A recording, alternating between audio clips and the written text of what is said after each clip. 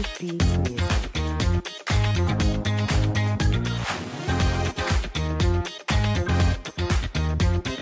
Ready?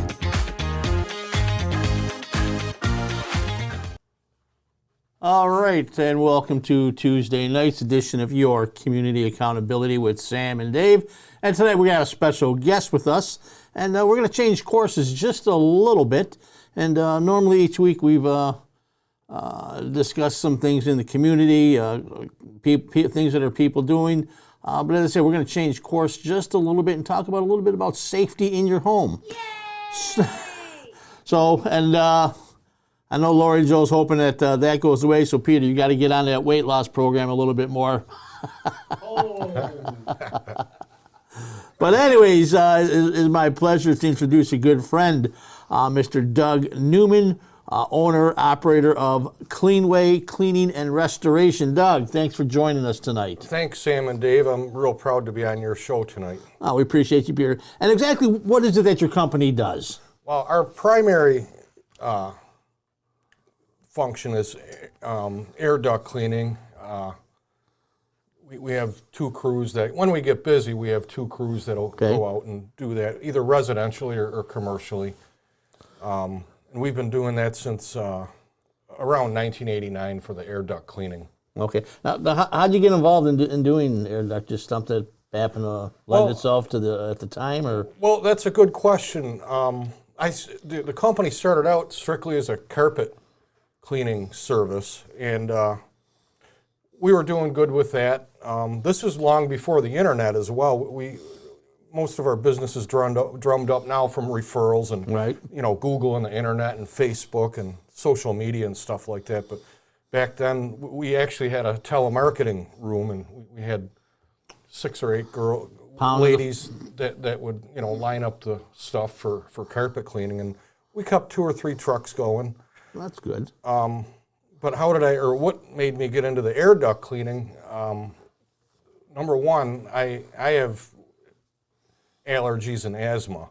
I'm allergic to quite a lot of things, and so are my brothers. So we've always suffered from, our family suffered from asthma and allergies and things of that nature. So one day I was at an equipment seminar at the Buffalo Convention Center, and a company called Abatement Technologies was pushing air duct cleaning equipment there.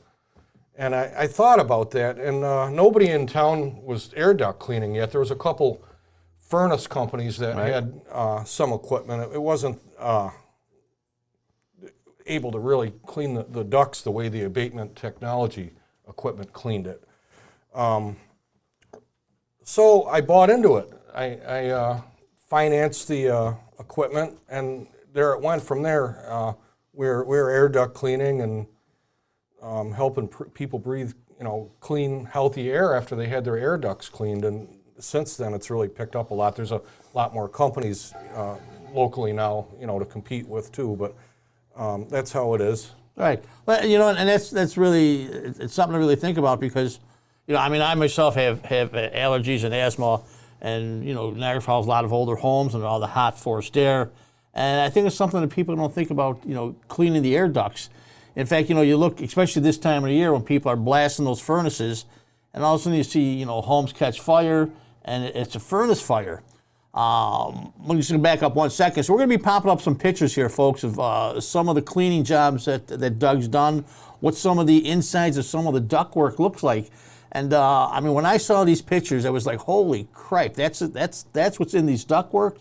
And that's the dust and bacteria that, and animal dander that, everyone's breathing. And it's like, this is such a valuable service to the community. So Doug, there's a picture that they just popped up there. What, it looks like some type of tunnel down in the basement or something. Yeah, that's a main trunk line. It's a cold air return. That's a pretty old house. It's probably 70 or 80 years old. And you can see the buildup that gets in there. That's all pre-filter.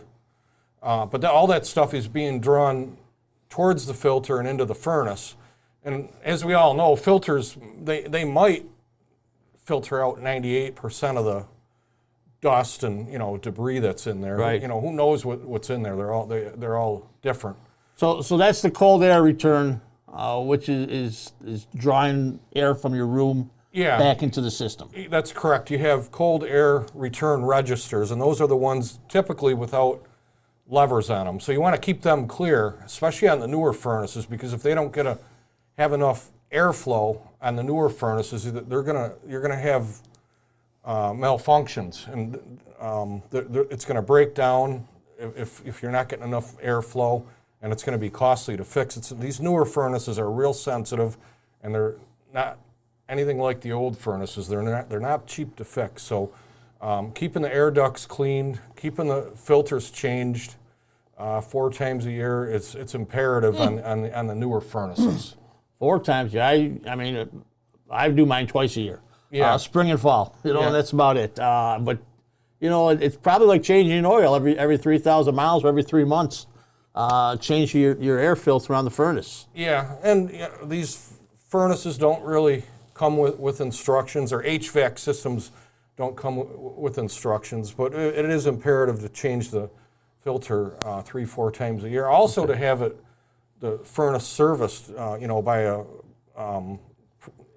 furnace company once a year too. That's important as well, because there's safety features that they go through. Okay, now we got another picture we just popped up here. What would that be there? Okay, that's a hot air or a heat trunk line, main trunk line that we already cleaned, and that's an air snake that we're working down the system. So the way our cleaning system works, it's called a negative air system.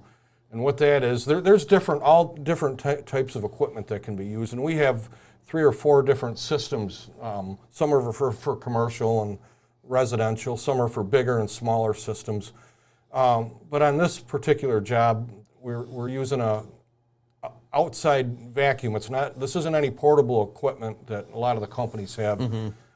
So there's a gas turbine vacuum that sits probably out in somebody's driveway, and we'll run a vacuum hose down into the basement and hook that up to or near the furnace, and that'll put the whole heating system under negative air or vacuum pressure. And that vacuum's drawn in anywhere between 10 to 13,000 CFMs, that's cubic feet per minute. So, and that'll pull whatever's like stuck to the walls, and if it's been there for years. I mean, a lot of people probably haven't had it done in who knows how long. That won't pull it out alone. That's what the air snake's for. The air snake breaks it up and just pushes it along to where the vacuum's at. But yeah, it'll pull a lot of it out without the air snake, but the air snake is what breaks it up and pushes it towards where the vacuum is hooked up at. And the air snake itself has different tools or fittings on it. There's high pressure, reverse and forward air blasters. They throw out extremely high pressure air at 360 degrees. Wow. So we're able to get into the corners with that. Some companies, unfortunately, just use a rotary brush machine on a converted carpet cleaner, truck-mounted carpet cleaner, and you're not going to be able to get into the corners with just a rotary brush. Okay, gotcha. Now we do have we have a brush attachment for the air snake, however, because sometimes some of the older vents, they get moisture in them for different reasons, maybe just because the basements are older, and picks up that dampness. It picks up the dampness. And some of the basements, especially around here, they're made out of the 16-inch stones, and they're just placed on each other. Right. And so those basements are real susceptible to moisture problems. And then that all goes inside, it gets drawn inside the air ducts. And then all that dirt and debris you see in there, that's a food source for mold. And that's not good. Right. That would help. That would develop the black mold then, which people would be breathing in if it's with that moisture. Yeah. So like, have you ever done any testing, like what the air quality is coming out before you clean it, or air quality after you clean it, on how much of an improvement there was for that home? The rules have changed in New York State for companies being able to test for mold. So we have to, whenever we run into a situation like that, and it's a good law because a lot of companies used to do their own testing, so that's a conflict of interest, right? Okay. So now we have to hire, if we're going to do anything with mold, we have to hire a mold assessor.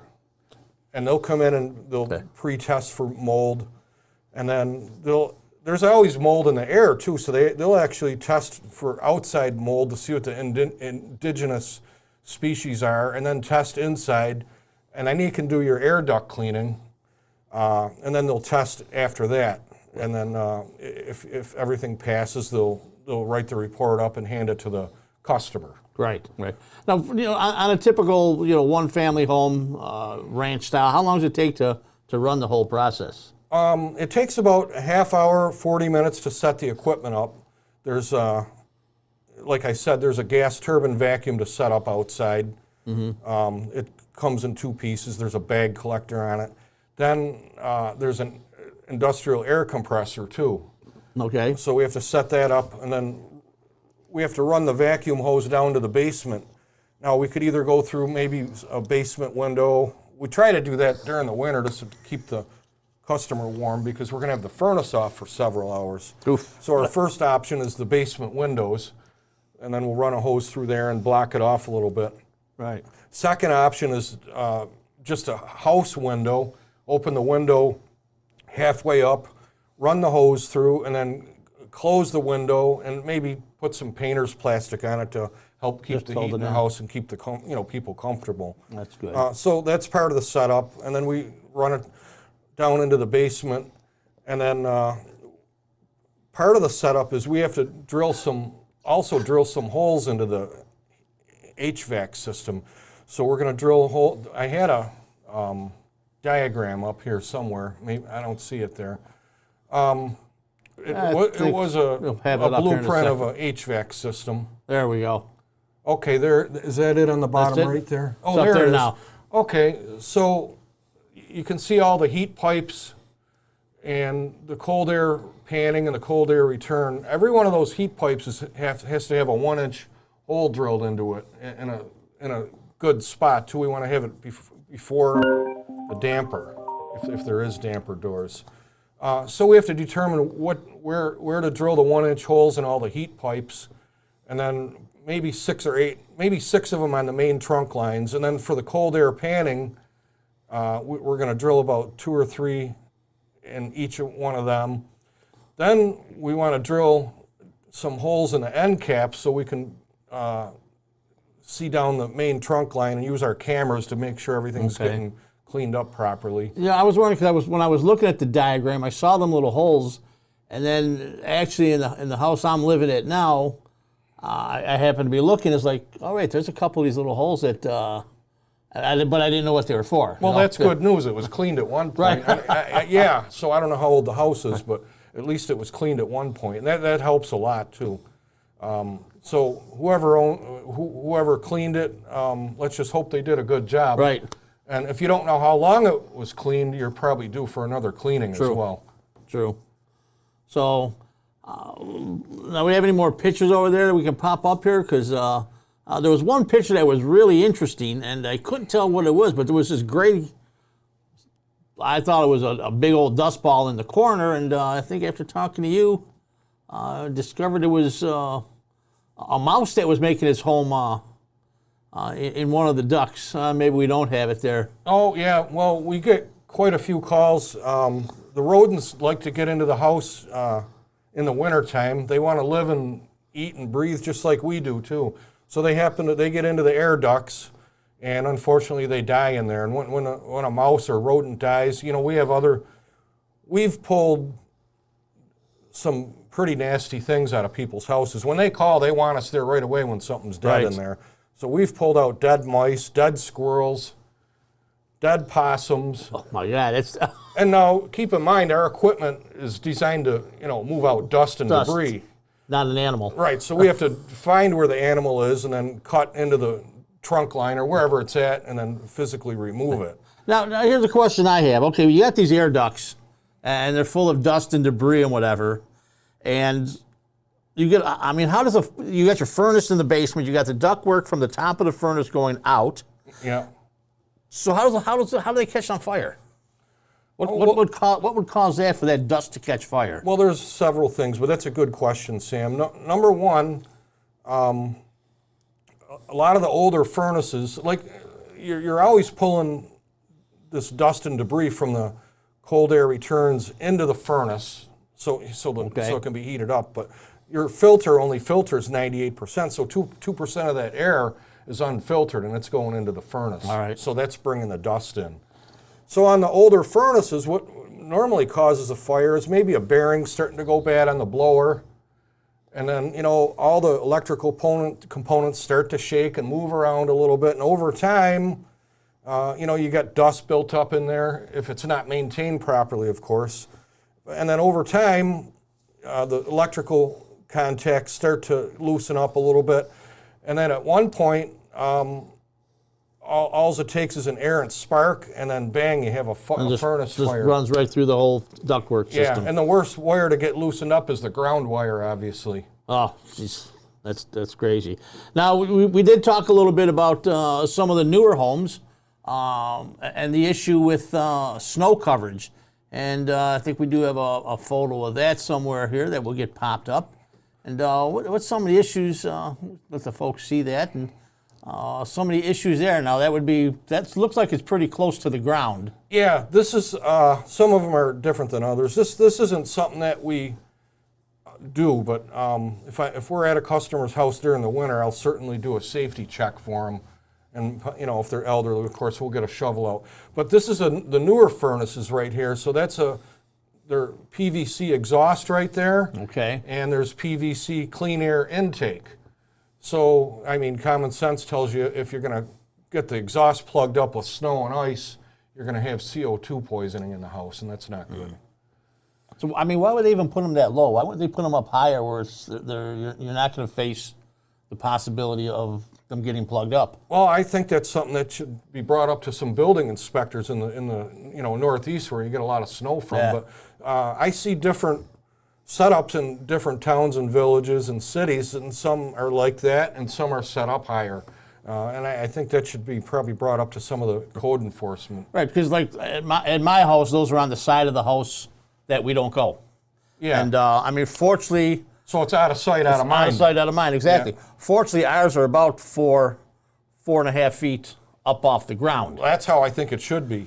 But we can still get 6-7 foot drifts here in Buffalo. But you know, if it was low to the ground, I wouldn't think twice about it, not even bother looking. And that happens quite often. So yeah. you know, I mean, that's definitely something that the housing inspectors should be aware of, and there are code violations when they're putting these new systems in, and should be standard throughout the industry there that these things are up a little bit higher. Yeah, and that's another reason. This is another thing we don't work with, but another good reason is to have up to code. Your CO2 detector should be close to the furnace in the basement. So if something like this happens, the CO2 detector is going to go off and alert the homeowners. Right, exactly.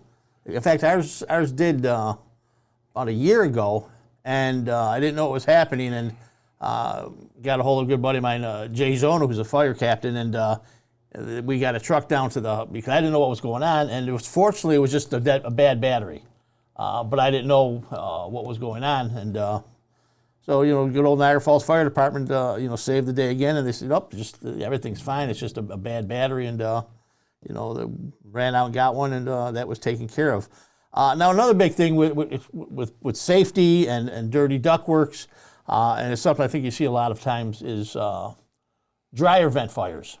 Oh yeah, there's over 50,000 dryer vent fires here in the U.S. every year. That's a pretty big issue. Every homeowner should have them cleaned once a year. On a lot of the newer homes, or on a lot of the traditional older homes, the washer and dryer in the basement, and the dryer is only about, the exhaust pipe is only about 6 or 8 feet, and it goes right out the window. And the CFMs, that the cubic feet per minute that the dryers put out, that's adequate to move the lint out of that dryer. So maybe those should only be cleaned every 3 years. However, on the newer homes, where they're designed the houses are designed a little bit different, and the washer and dryer on the first or second floor, which is great for people that don't want to go down the steps. Right. And I understand that, but the problem with that is that we've been seeing is the builders are putting them on an inside wall, which means you're going to have a 15 or 25 or 30-foot exhaust pipe going to the outside, and the dryers aren't designed to move that. Pump that much air out. Yeah, they don't have enough CFMs to move all the lint out that far. We even see some on roofs. We have to climb on roofs to clean them. They put them straight up, and it's, yeah. So, And that's got to be an issue because that's just got to keep falling back down. Yeah. You know, it's just going to be a ball of dust on the bottom of the. Yeah, again, I line. think that's a bad design. Again, that should maybe be brought up to some local code enforcement, Right. because those are real susceptible to I mean, those fire are a couple- because of I think that's a design flaw myself, because they should just, in my opinion, be run out the side of a building somewhere. Right. Instead of fighting gravity so much. I mean, that's two great points there. Now, besides your business, let's bring something else up real quick here. Besides Cleanway Cleaning and Restoration, you're also the admin on Niagara Orleans Small Business. And I look at there all the time. In fact, I post some things there, but I think that's a great little Facebook forum there, helping promote businesses throughout Niagara and Orleans County, your mom and pop places. Get them talking to each other, what are they doing, and try to, to help each other out and make some knowledge of what the small business guy is going through and how we can help. Well, of course, being a small business owner, I understand the difficulties being in small business. And if you can get, these people some good plugs and anything to help them along, and network with each other mainly, too, because the small businesses, they realize what it takes to be successful running a small business. So they're a lot of them like to network with each other and use each other's services. And then you have, the patrons. They can go on there and see if there's a band playing somewhere, or maybe if there's an event for the Kiwanis Club, a fundraiser or something like that. There's always stuff.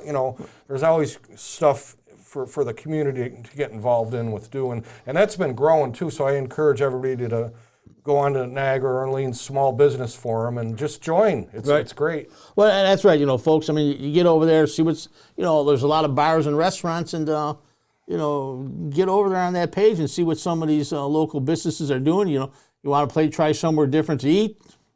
See what Niagara Orleans Small Business has in there. Listen to a band, go check them out there. But you did before we let you go here. You had one other thing up there that I was interested in. If Peter can find that picture of that ultraviolet light, I had a couple questions on what that was all about, and it'll take us a second or two here, and there we go. All right, you had this thing about the ultraviolet. How does that work? What does that involve, and what does that do? Okay, we install ultraviolet light. It's for whole house air purification, or for businesses. Okay, and what that does, I'll just explain this. I'm not a scientist, I install them, so I'm going to read this, okay? I'm going to cheat a little bit. All right, no problem. Okay, ultraviolet germicidal UVC, is part of the spectrum of the electromagnetic energy generated by the sun. UVC lamps have been used for more than 40 years in healthcare, food processing, and storage, and in pharmaceutical facilities, to irradiate and destroy the harmful bacteria, viruses, and fungi by destroying their DNA. Oh. And of course, this is all available through Cleanway Cleaning and Restoration, now, so we destroy that. This is really great. In fact, there was a lady, a customer of ours. She's the administrator for Niagara, Town of Niagara Brats on Facebook. Her name's Mary Corio. She's a little bit famous for how, unfortunately, sick she got with COVID. Right. She was on the breather for 5 months. Right. Very few people, make it through that, and God bless, she made it. But anyways, we went there and we cleaned the air ducts for her at cost. She was financially strapped now, because of what she went through. She had to go to PA too for her rehab, and the insurance didn't cover her. Oh, geez. There's a fundraiser for her too, and that's on Niagara Orleans. That's on the page? Yeah, that's on there. So we cleaned her air ducts, and then we installed the UV light in her furnace for her. And she called back the next day, and she said, or it was a couple days later, she went to the doctor, and her oxygen level went up like 5% after she was breathing clean medical grade air. And I feel, and we didn't charge her for the UV light. It's great to help the community out, and she needed the help. Great public service thing you guys did there. Yeah. So it helps a lot with COVID too. It's not going to prevent you from getting COVID, but No. it's going to, when the furnace draws in the air in the room, it's going to, whatever it draws in, it's going to irradiate it. So if the COVID's in there, then it's going to irradiate the COVID. That's good. That's and it'll good. kill it, along with flus and What other viruses. bacteria and viruses may be floating in the air? Yeah. So, and everyone knows the older that you get, your immune system doesn't work as good. Well, that's the truth. As it used to. So, anybody that wants the security of, clean, healthy air, it's good to have the air ducts cleaned and have the UV light installed with it. They last about 3 to 5 years, and then they should be replaced. And I'd just like to add a note to this too, because some of the homeowners like to replace these lights to try to save a little money. And the biggest mistake they make is you can't replace these lights without wearing latex gloves, because the oils on your hand, it'll heat up the UV light, it'll explode in the furnace. Oh, okay. So for the Well, that's the same as some of the LED lights you put for your car. Now that they don't use the big headlamps, they use a little. yeah, that's you're correct. not supposed to do it with bare hands because those oils get on those bulbs, and they'll burst. It'll just blow up, right in the car. I just did one on one of my vans, and you're right. I remember to do that. So, all right. Well, Doug, I mean, the information you gave was phenomenal. A lot of things I know I didn't know, and I imagine a lot of people out there didn't know. So, it's folks, it's Cleanway Cleaning and Restoration. And Doug, how can they get a hold of you if they're interested in talking about the service? You got a phone number out there? Yeah, we have a phone number. It's 716-990-2110. Look us up on the internet. Just punch in air duct cleaning. We usually come up first. We have lots of great reviews and a real good following. So give us a call. You'll be glad you did. All right. Well, Doug, listen, I appreciate you coming down.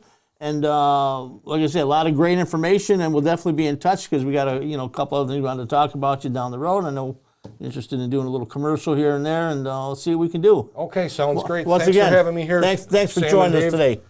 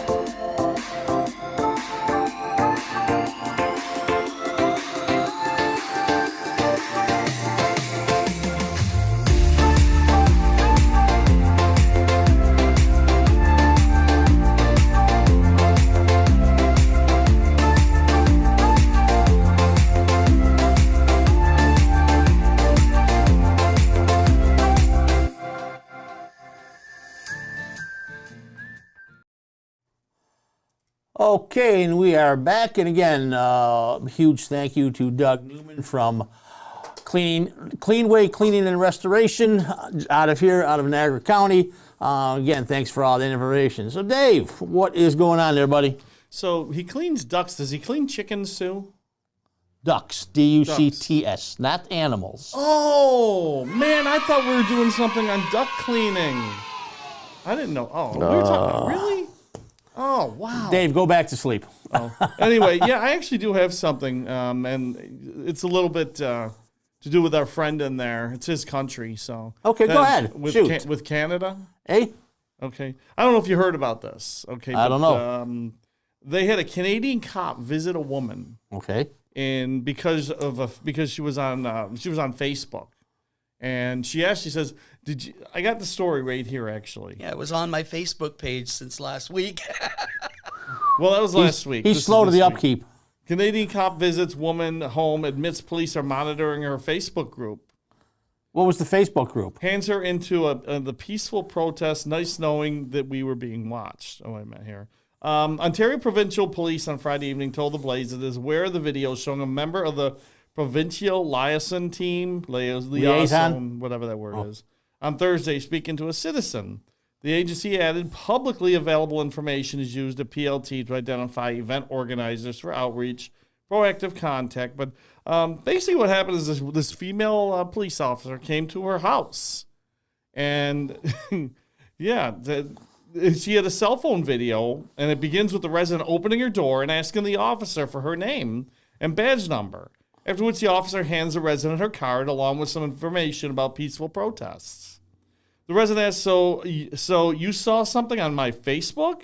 And she says, oh, no, on the Facebook group, the officer replied. And you decided to come to my personal residence to give me information about peaceful protests? Yes, the officer replies. At first, the resident wondered if the officer is with police in Peterborough, a city about 90 minutes northeast of Toronto. But the officer acknowledged she was with the Ontario Provincial Police, and her shoulder patch indicated it as well. So she asked her, are you guys now monitoring people's Facebook pages or Facebook groups to who comments as to what their status updates are or what they're doing? Within the group, the resident continues. The officer at this time only admits police are monitoring the protest happening across Ontario, and then adds, so there's a protest coming up. I'm simply providing you with information about a peaceful protest. But she knew she was on that Facebook page. Well, I mean, if it's a group page like that, I mean, she could have been part of it. I mean, I definitely know it goes on. You know, there's no question about it. And I mean, I think even the police here monitor or scroll through the Facebook groups to see things that are going on. But you don't to come out to go to the person's home, right? That's kind of creepy. You don't see police here going to homes. No, that's kind of creepy. And that was very disturbing. I put that up on the beginning of the weekend because a lot of Canadian friends are very upset with that. That's a real intrusion into privacy. No doubt. It kind of lets you know Big Brother is watching because the thought police show up, you know? I mean, that's more upset to Canadians than missing hockey night in Canada. There you go.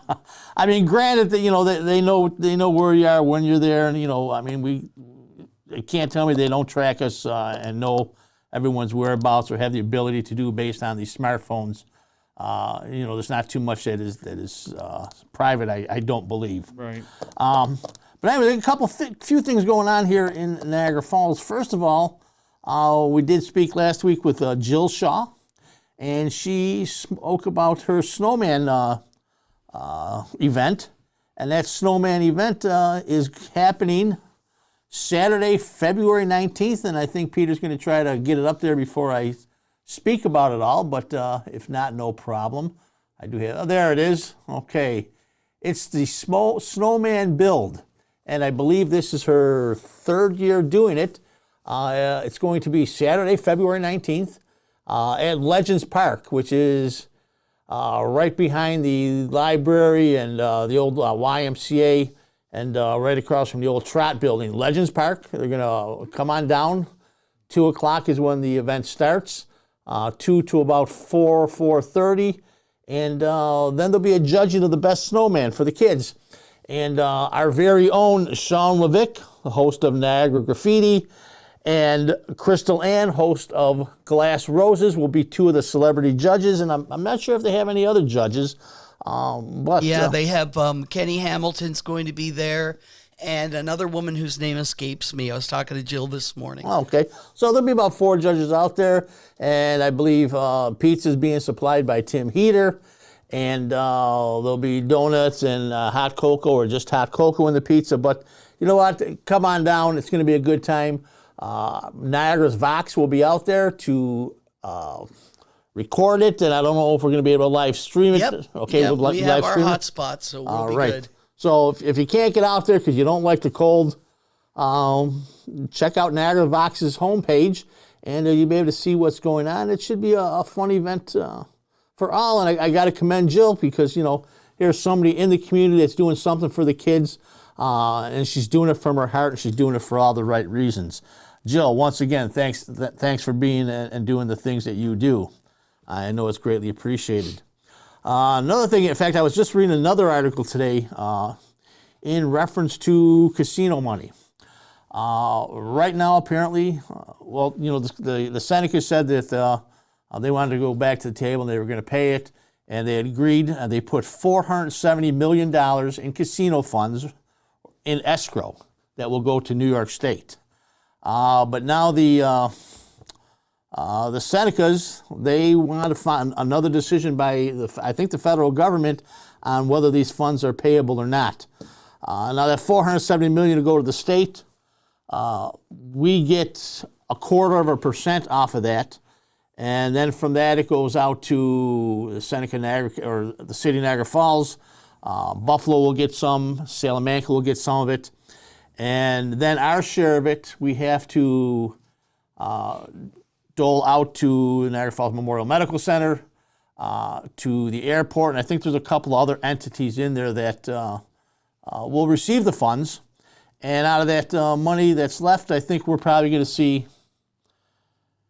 Oh, plus we have money we have to pay back that we received from the state as a loan while we were waiting for these funds to come in. So, out of the 52 or 56 million we may get, I think the city will realize maybe about 12 million. Hopefully this administration does the right thing, and I think they will, in not blowing what we have and using it for some positive things here in the city. But again, the casino compact, the casino funds are stalled, and we here in Niagara Falls just have to sit and wait. So I guess we'll see what happens in reference to that. I do got to give a shout out to Dante Miles. Dante is one of our newest councilmen here, but he organized. I think he organized a little program here, and I'm just going to read what he had posted. And it says, the district realized, and we're talking about the Niagara Falls School District, realized at times students at Niagara Falls High School were getting in trouble for wearing hoodies and hats during school due to the lack of having a haircut. Wearing objects on their head plus wearing a mask in the school can create a safety hazard due to the lack of being able to identify students when needed. The district found a solution, and they partnered up with Ninja Styles Barbershop, and that to remove one less barrier preventing them from focusing on their education. Barbers also go beyond just giving a haircut and are often mentors as well as exposure to a possible career path. So I guess, Dante is thanking Superintendent Mark Laurie, Niagara Falls High School Principal Mrs. Cynthia Jones, for supporting the Barber Club organized by Nick Ruffalo. And the Ninja Style Barbershop, I think it's a newer shop right on Main Street, and I think they're almost right across from the old OTB on Main Street. But our hats off to a Ninja Styles Barbershop for doing this and, helping out the kids, the schools, and, making these kids feel a lot better about themselves. Great job there, guys, and, we'll talk about you a little more. Maybe we'll give you calls and get a little more information on what's going on there. So, what else is happening, Dave, in the world? Well, did you hear the Remington agreed to pay $73 million to the families of the 5 adults and 4 children killed at the Sandy Hook massacre? Really? Yeah. Were they taking to court on that, or are they just doing it out of... I don't know if they were taking to court on that. I really don't. I haven't, kept up with it that much. I just know that they have agreed to pay it. I mean, that's phenomenal on their part, but I think if they were taken to court and forced to pay some type of restitution, I think that opens a can of worms for a lot of other things. I mean, yeah. What's next? Go after car manufacturers for accidents? Yeah, I mean, I go after fork manufacturers for making people fat? Well, the thing is that isn't an accident when you typically just mow down a bunch of people. No, but still, I mean, there's some precedent there, Oh, there is, but there was also some liability issues with a lot of that as far as how he got the gun and everything else. Yeah, but it can't be the manufacturer's issue, problem there. Yeah, I don't know. I haven't seen if that's a case or if that was something that was, if they just said, we'll just pay this. Wow, they could have been just for goodwill. That's something. I'd be interested in finding a little bit more about that. Definitely. Another issue that happened here in Niagara Falls, the SPCA apparently they have notified the city that they will no longer pick up dogs in the city of Niagara Falls. And I bet the dogs are happy. yeah, well, one of the reasons is the abundance of pit bulls in the city. And, you know, myself, I'm not really crazy about the breed, but I know there's a lot of people that love them. And a lot of them are just like really sweet, lovable dogs. But, you know, there is a segment of the population that turned them into fighting dogs. And I think that's where they got the bad rap. But, you know, now if the SPCA is not going to be responsible for dogs in Niagara Falls, what do? You know, it's something the mayor's going to have to go to bat on this and get this whole thing figured out. And because you'll have nowhere to take dogs or abandoned dogs. They'll just be running loose and going crazy. Right. You know, so that's a serious situation here. But a number of years ago, and it was during the Deister administration, the Mayor Deister was approached actually by a gentleman, Peter Reese, and he offered $500,000 to put in the city of Niagara Falls a no-kill zone for animals. And unfortunately, it was turned down by the administration at that time. And, you know, I mean, too bad we couldn't get a fairy godfather again now to help the city out, because without the SPCA being involved, I think we're facing some serious situations here for our dog control problems here in the city of Niagara Falls. Right. You know, it's just a terrible thing. And lastly, what I want to talk about, and this is just something that was actually I got a couple more things, but this is something that really was been on my mind. You know, I get a lot of people send me, you know, posts from Facebook for, you know, I mean, a lot of people have their Facebook pages private. And I'm going to stall around here a little bit so Peter can get that flag up. And so I did get a post from a former councilwoman. Now, I know she's probably not listening to this show, but I know some of her friends are. So the other day I got this post, and it was by a former councilwoman who's also a teacher here in the city of Niagara Falls. And that flag right there was designated back, I think, in 2006, might have been 2014 for It was 14, Blue Lives Matter, for officers that were killed in action. And so Kristen Grananetti, she posted it on her Facebook page that was sent to me, saying pedophiles are using this symbol to identify each other. So I'm just curious on what she meant by that. Was this a shot at the police department? Was she saying that you know, anytime you see this, it has nothing to do with police, or is she trying to make people aware?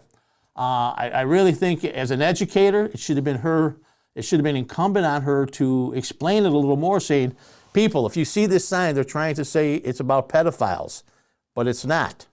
By leaving it blank, she leaves it open for interpretation, and being an educator, you know, now I know her students aren't probably not on her Facebook, but other people are, that may have students that go to her school saying, well, look what the teacher put up.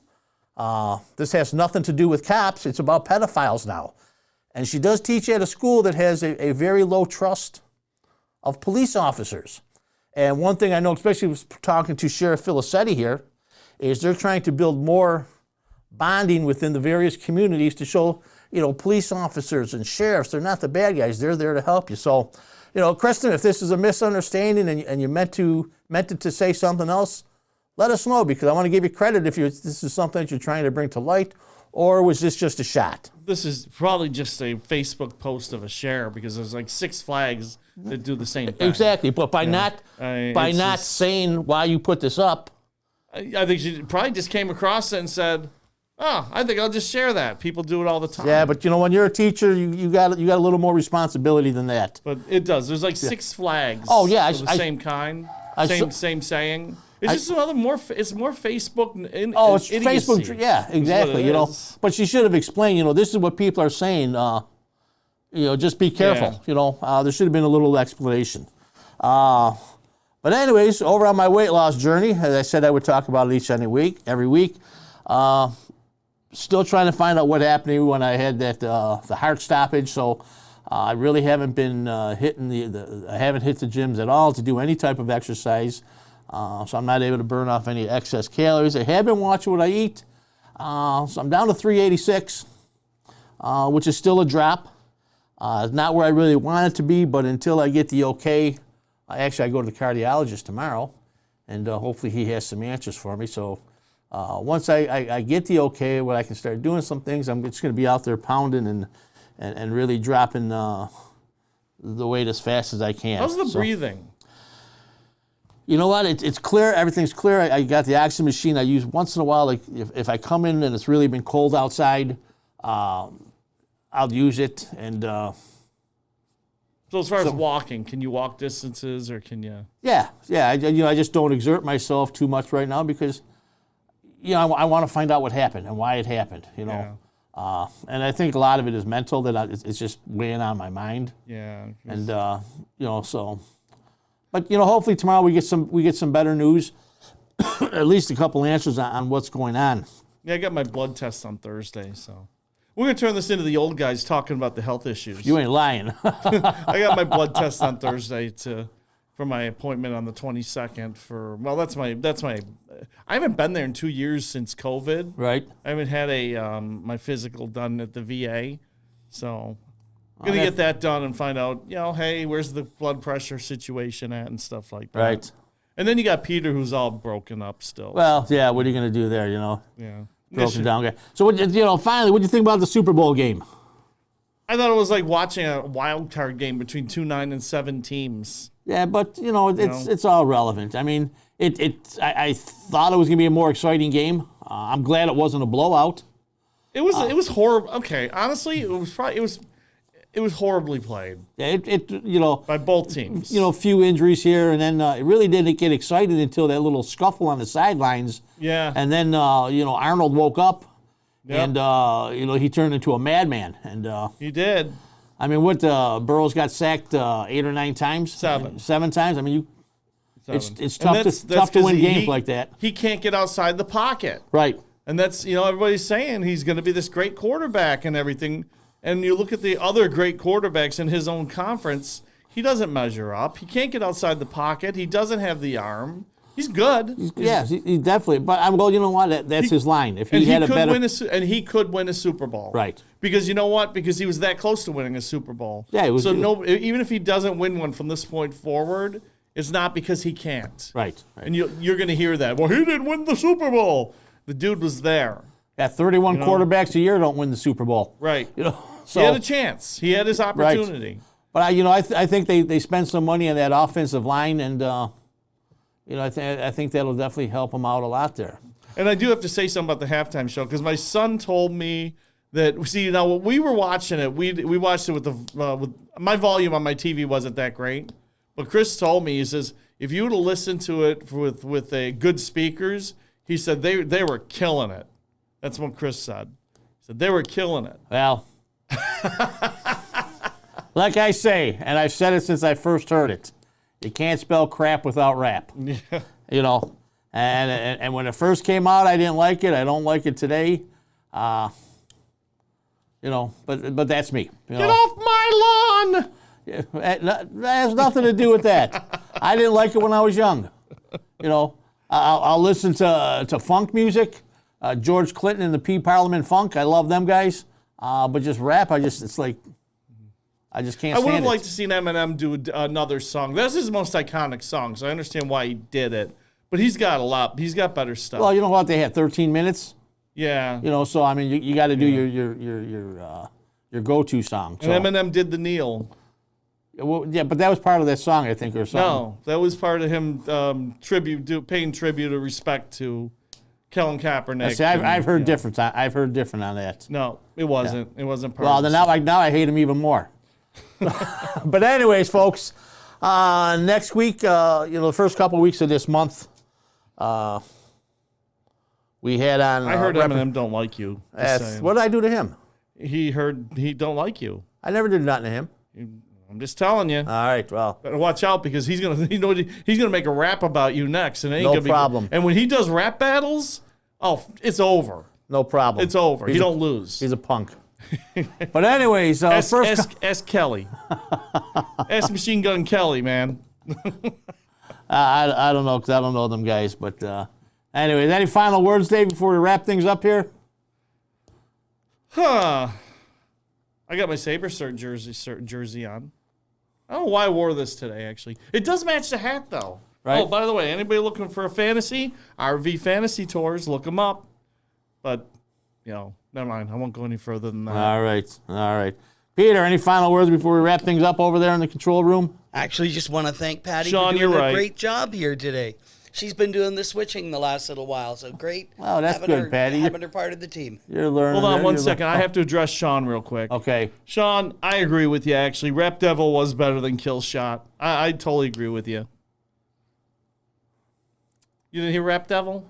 I didn't watch. I think I went and walked the dog. He didn't do Rap Devil or Kill Shot. He couldn't do it because there's too much swearing in that one. All right, rolling right along. But anyways, folks, first 2 weeks of this month we did a show with the Lions Club and the Kiwanis Club and community service programs and some of the good things they do. Next week, my special guest is going to be the Right Worshipful Peter Stein, the Grand Junior Warden from the Grand Lodge of the State of New York of Free and Accepted Masons. He's going to be in here to dispel some of the rumors about the Masons. Wait a minute. They're not? That's not true? They're not satanic? No. Oh, okay. Thanks. I appreciate that. No. They are non-religious all around. He's going to talk about the Mason Medical Research Center, where they do a lot of heart, not experiments, but research. That's exactly what I was going to say. A lot of research on what they do over there in Utica, New York, and some of the beginnings and how the Masons came about. So that should be an exciting show, give you a lot of good information. And then sometime in March, we're going to be doing a couple shows from Sammy's Pizzeria. And hopefully we get some people come on down when we do the shows at Sammy, be part of the show, get on the mic and ask your questions, and I should make it for an entertaining couple of weeks here and there. But anyways, folks, it's going to be 50 degrees tomorrow. Let's make sure them gutters are cleared out. But it's also going to be like 25-mile-an-hour winds. So it'll be moving that water. Yeah, it'll be moving out that melted snow. Anyways, folks, until we get back on the air next Tuesday, everyone stay safe. Have a great week. This is Sam, Dave, and Peter saying, see you next week.